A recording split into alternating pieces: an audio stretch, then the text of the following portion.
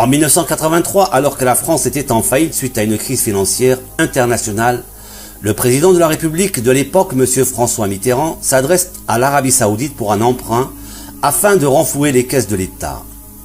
Les Saoudiens acceptent en posant des conditions, à savoir « Laissez-nous propager l'islam pour nos communautés en France et nous sommes prêts à vous prêter des sommes nécessaires pour vous aider ». Du moins, c'est une version avancée par certains, quand d'autres soutiennent plutôt un enjeu politique triangulaire pour freiner la révolution iranienne avec son État islamique. On crée SOS Racisme avec le slogan « Touche pas à mon pote ». Et c'est ainsi que, du jour au lendemain, on a assisté à la construction de mosquées, financées par les pays du Golfe, en proposant de former des imams pour propager l'islam à travers les mosquées et des dizaines de conférences par des théologiens venus d'ailleurs. Qui aiment la musique et qui écoutent la musique, ils écoutent qui en fait? Ils écoutent le diable. Qu'est-ce qu'a dit le prophète sur ces gens-là et ces catégories de gens-là? Ils seront transformés en singes et en porcs. Où est ton hijab? Comment une femme peut dire « Moi je suis une femme qui a beaucoup de pudeur » alors qu'elle sort de chez elle sans son hijab? Le hijab, c'est la pudeur de la femme. Et sans pudeur, la femme n'a pas d'honneur. Et si la femme sort sans honneur, il sait qu'elle ne s'étonne pas que les gens, des hommes, que ce soit des musulmans ou des non-musulmans, abusent de cette femme-là. Moi je vous dis que concernant porter une robe longue, c'est légiféré dans la sourate 33. La femme doit porter une robe longue. Mais ce qui m'énerve, ma soeur, vous parlez de pudeur, c'est qu'il y a des femmes aujourd'hui qui portent le voile sur la tête, mais qui, en matière de respect de l'injonction de la sourate 33, ils ne respectent pas. Ils sont avec des leggings, ils sont avec des pantalons serrés et avec un voile dans la tête pour justifier et légitimer leur tenue qui est indécente.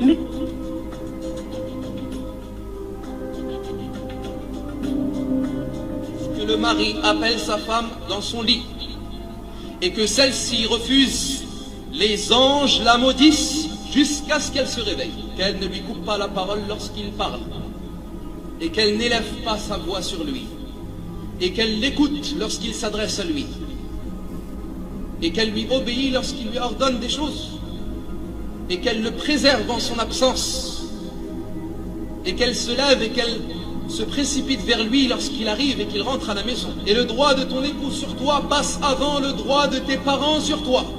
La mère vertueuse et intelligente ne défend presque en aucun cas sa fille, même si sa fille a raison. Mais elle doit lui dire de revenir vers son mari et de s'excuser et de se corriger. Et si la femme refuse, elle n'a pas refusé à l'homme en réalité, ni aux parents de l'homme, mais elle a refusé à Allah. C'est pour cela que celui qui mange du porc a tendance à avoir le comportement d'un porc. Tu les trouves parmi les gens les plus sales, les gens qui n'ont pas de jalousie envers leur famille, les gens qui ne se soucient pas de voir leur femme dénudée et embrassée par les autres hommes, les gens qui lorsqu'ils sortent des toilettes ils ne se lavent pas les mains, les gens qui n'ont pas de pudeur.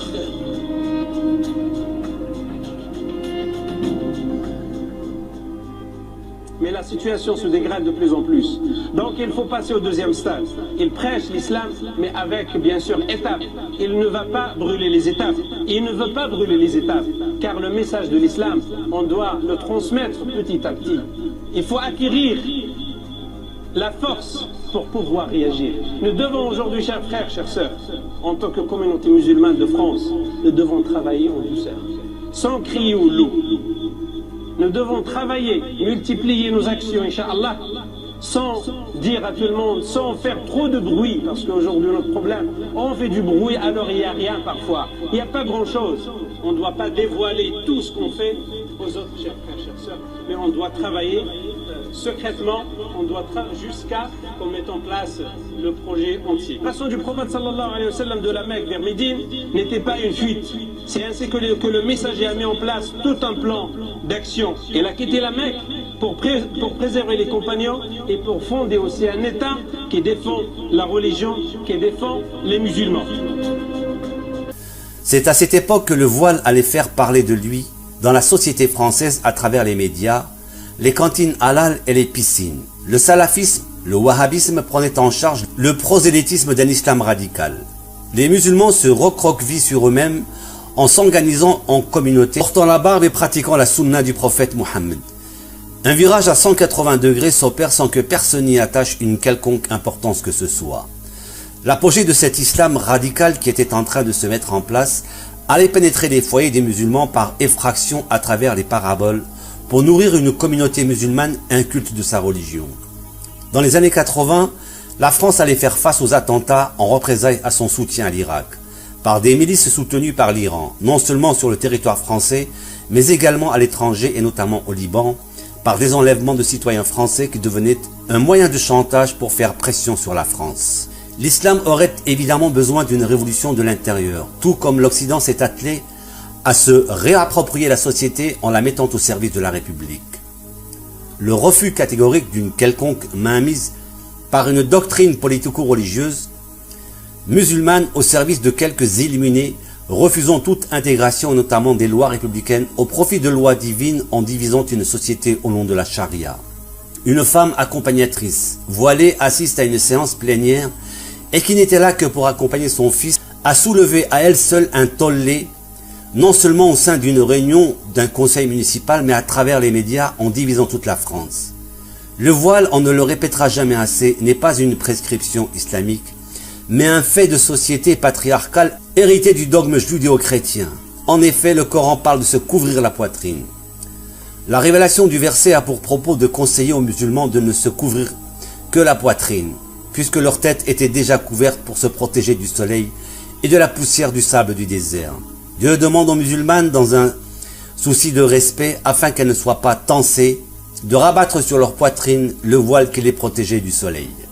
L'islam est l'un des outils principaux de légitimation du pouvoir en Arabie Saoudite. Grâce au wahhabisme, le pouvoir s'est associé dès ses origines à un mouvement de prédication et une réinterprétation rigoriste du texte islamique. Mais en annexant la province du Hijaz où se trouvent la Mecque et Médine, les Saouds se sont dotés d'un rôle autrement prestigieux, celui de gardien des lieux saints. Cette appropriation des lieux saints n'est en réalité, d'après certains chercheurs, notamment Dan Gibson, qu'une usurpation pour des raisons géopolitiques et économiques. En effet, l'origine probable des lieux saints de l'islam se trouvait à Petra, en Jordanie. C'est certainement là qu'est né Mohammed, le messager de l'islam. Les fouilles archéologiques entreprises lors de l'expansion de la Mecque, avec les constructions de buildings sortis de sable dans un désert aride, n'ont pas permis de mettre en exergue un quelconque vestige prouvant qu'effectivement une cité croisant des routes commerciales ou même une oasis servait de halte aux caravanes. La Mecque, du point de vue géographique, si on remonte au temps du messager Mohammed, était un territoire hostile loin de tout, entouré par des monts en cobalt, où ne vivaient que quelques animaux qui devaient faire face à beaucoup de talent pour survivre, à la chaleur accablante dépassant parfois les 50 degrés, et probablement une minorité de tribus autour d'un seul point d'eau et où rien ne poussait ni n'était cultivable. L'importation des denrées alimentaires est la préoccupation principale.